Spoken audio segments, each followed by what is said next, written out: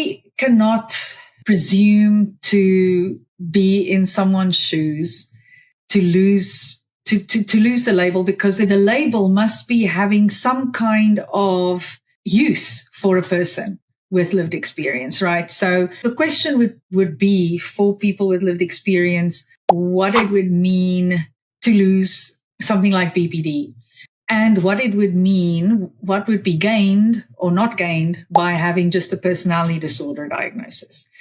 I think one of the challenges, if I think about all 10 personality disorders, is that, of course, BPD is the only one that really gets diagnosed consistently.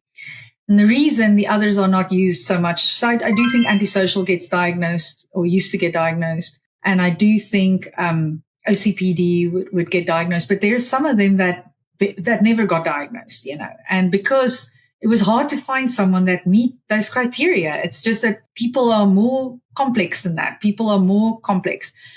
The reason BPD ended up being the one that get diagnosed the most is because it turns out that BPD in data, when we do factor analysis, BPD actually loads onto that general factor of personality pathology. BPD was always a very good proxy for criterion A, for level of personality functioning. And that's good. I'm happy about that because I'm a BPD researcher. So my disorder is still there. I'm very happy because it's actually level of personality functioning. So if we were to stick with the old 10 categories, I would gladly go with BPD because I do think that exists in the way that we feel it does, but the others don't. So what do we do with the people with other flavors?